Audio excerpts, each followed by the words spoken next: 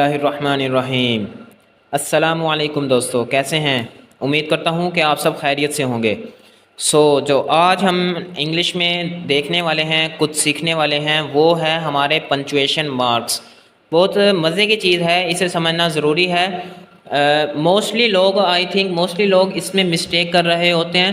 Mistake क्या, इस पर फोकस नहीं करते कि कौन सा मार्क हमने किस जगह पर यूज़ करना है। पंचुएशन पर कोई ज़्यादा फोकस नहीं किया जाता।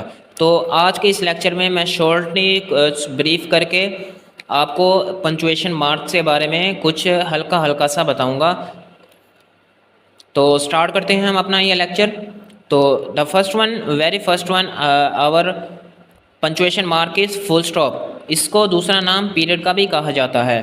And the next one is comma and colon, semicolon, hyphen, dash, interrogative mark, इसको क्वेश्चन मार्क भी कहा जाता है, and exclamation sign, quotation mark and apostrophe. तो वन बाय वन इसको हम देखते हैं। तो सबसे पहले हम अपना देखेंगे फुल स्टॉप, जिसको दूसरा नाम पीरियड का भी दिया जाता है। तो कहाँ पर यूज़ होगा?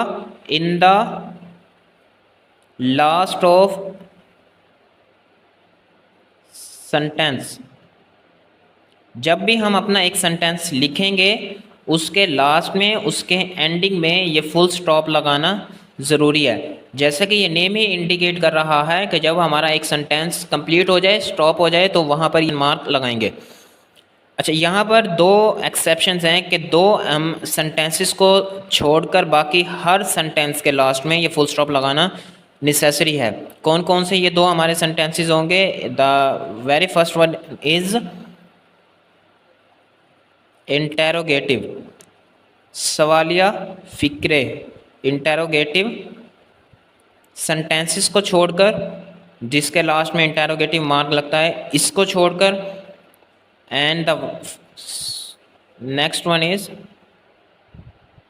एक्सक्लेमेटरी सेंटेंसेस, जिसके लास्ट में ये एक्सक्लेमेशन मार्क लगेगा। इन दो सेंटेंसेस को छोड़कर बाकी जितने भी सेंटेंस हम लिखेंगे, उनके लास्ट में हम अपना फुल स्टॉप लगाएंगे। नेक्स्ट साइन हमारा है कोमा। ये कहाँ पर यूज़ किया जाएगा?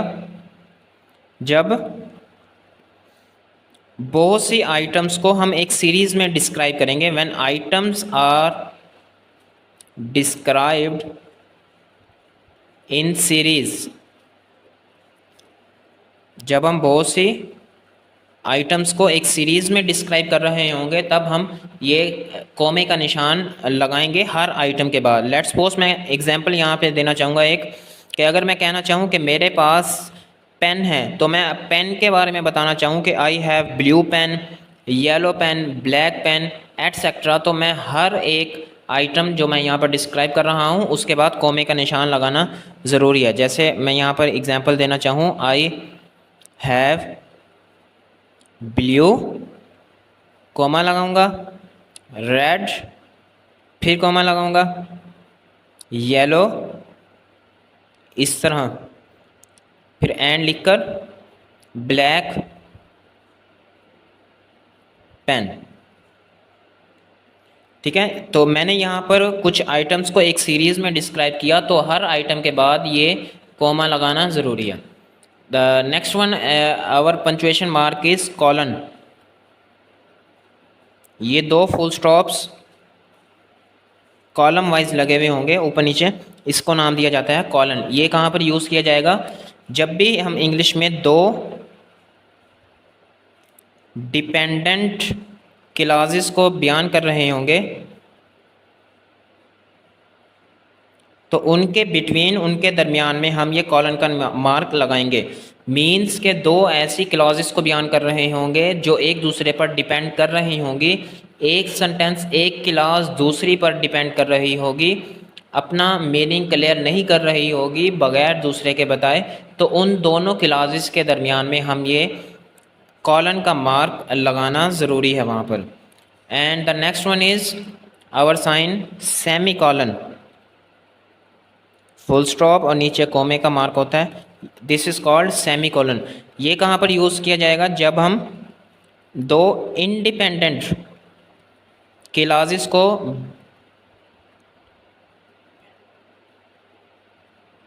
जब हम दो इंडिपेंडेंट क्लॉजेस को बता रहे होंगे तब हमें ये सेमी कॉलन का मार्क लगाना ज़रूरी है। मीन्स के दो ऐसे क्लॉजेस, दो ऐसे सेंटेंसेस को हम लिख रहे हैं जो एक दूसरे पर डिपेंड नहीं कर रहे हैं, तो उन दोनों के दरमियान में, उनके बिटवीन सेमी कॉलन लगाना ज़रूरी है। Our next sign is hyphen. ये कहाँ पर यूज़ किया जाएगा? It is a shorter line than dash. मैं यहाँ पर डैश का मार्क भी लगाकर साथ ही बता देता हूँ। ये डैश एक लॉन्गर लाइन है in comparison with hyphen. Hyphen एक छोटी लाइन के साथ डिस्क्राइब किया जाएगा और डैश को एक थोड़ी सी लेंथी लाइन के साथ लिखा जाता है। तो first one is hyphen. Hyphen को कहाँ पर यूज़ किया जाएगा? जब भी हम अपना एक वर्ड लिख रहे हों और इन द लास्ट स्पेस ना बचे तो उस वर्ड्स के कुछ लेटर्स हम नेक्स्ट लाइन में with the help of hyphen लिखते हैं। लेट्स सपोज यहाँ मैं एग्जांपल देना चाहूँ कि लेट्स सपोज ये अगर मेरा एंडिंग पॉइंट है एक पेज का, ये लाइन, और मैं यहाँ पर लिखना चाह रहा हूँ एजुकेशन। तो अब मैं एजुकेशन का वर्ड लिखना चाह रहा हूँ, लेकिन यहाँ पर मेरी आगे अगर स्पेस नहीं बचती तो मैं यहाँ पर हाइफन का मार्क लगाऊंगा और बाकी इस वर्ड के जो लेटर्स मेरे हैं वो इन नेक्स्ट लाइन में लिखूंगा इस तरह से। And this is the first use of hyphen. And the second use of hyphen is that हम कंपाउंड वर्ड्स के दरमियान में ये हाइफन का वर्ड यूज़ करते हैं, कंपाउंड वर्ड्स के। लेट्स सपोज मैं कहना चाहूँ मदर इन लॉ, तो ये मदर इन लॉ। तो इस तरह के जो वर्ड्स होंगे इनके दरमियान में भी हम हाइफन का वर्ड, हाइफन का मार्क, पंचुएशन मार्क यूज़ करते हैं। Next symbol is punctuation. Punctuation mark is dash. ये कहाँ पर यूज़ किया जाएगा हमारा साइन? जब भी मैं एक लाइन में एक कुछ आइटम्स को इलेबोरेट करना चाहूँ, मीन्स कि मैं एक वर्ड को इलेबोरेट करके उसके बारे में कुछ डिटेल से बताना चाहूँ, तो आगे जो भी मैं डिटेल दे रहा होऊंगा उस डिटेल के स्टार्ट में और लास्ट में डैश का मार्क यूज़ किया जाएगा। लेट्स सपोज मैं कहना चाहूँ कि I have 3 brothers. I have 3 brothers. अब मैं आगे इन ब्रदर्स के बारे में डिटेल बताना चाहूँ, उनके नेम्स बताना चाहूँ, तो मैं यहाँ पर डैश लगाऊंगा और उनके नाम्स बताना चाहूँगा, अली, अदील, आतिफ, इस तरह से। और फिर दोबारा एंडिंग में मैं डैश का मार्क लगा दूंगा। तो इस तरह से अगर कुछ भी एक सेंटेंस में मैं एक वर्ड को आगे इलेबोरेट करना चाहूँ, उसकी मज़ीद डिटेल देना चाहूँ, तो उसके लिए मैं आगे डिटेल के बिगिनिंग में एंड लास्ट में अपना डैश का मार्क यूज़ करूँगा। Our next sign is interrogation या इंटेरोगेटिव मार्क, जिसको क्वेश्चन मार्क भी कहते हैं। ये कहाँ पर यूज़ किया जाएगा? सिंपली ये मोस्ट ऑफ द पीपल ये बात जानते हैं कि इंटेरोगेटिव मार्क इंटेरोगेटिव सेंटेंसेस के लास्ट में यूज़ किया जाएगा। ऐसे सेंटेंसेस जिसमें कोई क्वेश्चन किया जा रहा हो, सवाल किया जा रहा हो, उनके लास्ट में simply what is your date of birth. Simply कोई भी क्वेश्चन करूं तो उसके लास्ट में इंटेरोगेटिव मार्क, क्वेश्चन मार्क लगाते हैं हम। Our next sign symbol is exclamation mark.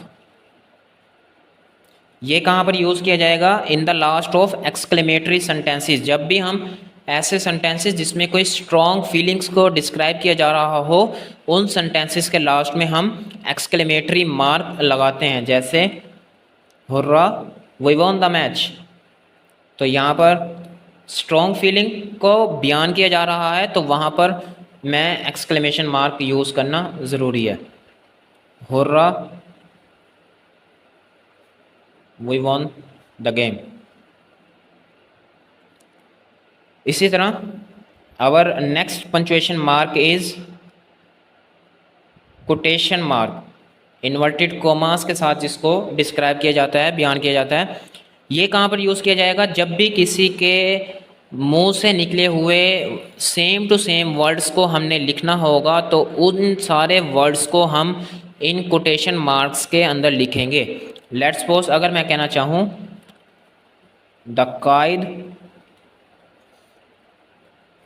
Said, तो अब मैं कोमा लगाऊंगा और नेक्स्ट कोटेशन मार्क लिखूंगा वर्क हार्ड। लेट्स सपोज अगर कायद ने फरमाया वर्क हार्ड, तो मैं उसके मुंह से निकले हुए सेम टू सेम वर्ड्स को, वर्क हार्ड को इन इन्वर्टेड कोमास के अंदर लिखूंगा, जिसको कोटेशन मार्क का नाम दिया जाता है। Our next and the last one symbol is apostrophe. This is also a comma. इसको कहाँ पर यूज़ किया जाएगा? जब भी हमने पोजेशन को डिस्क्राइब करना होगा, किसी चीज़ की मलकियत के बारे में बताना होगा कि ये चीज़ इसकी मलकियत है, ये इसकी पोजेशन में है, तो हम अपोस्ट्रोफी का साइन सिंबल वहाँ पर यूज़ करते हैं। लेट्स सपोज मैं कहना चाहूँ कि मेरे पेन का कलर ब्लू है, तो मैं इसको लिखना चाहूँगा पेन का कलर, पेन्स कलर। तो किस तरह लिखूँगा? माई पेन, ऊपर यह अपोस्ट्रोफी लगेगा s pen's colour is blue. तो यहाँ पर ये मोस्टली एक नाउन के साथ ये सिंपल यूज़ किया जाता है। आगे उसकी पोजेशन को बयान किया जाता है कि उसकी पोजेशन में क्या चीज़ है, पेन्स कलर, पेन का कलर। तो उम्मीद करता हूँ कि ये लेक्चर आपके लिए फ़ायदेमंद रहा होगा, बेनिफिशियल रहा होगा, आपने इससे कुछ ना कुछ ज़रूर सीखा होगा। हंसते रहिए, मुस्कुराते रहिए, दुआओं में याद रखिएगा। अल्लाह हाफ़िज़।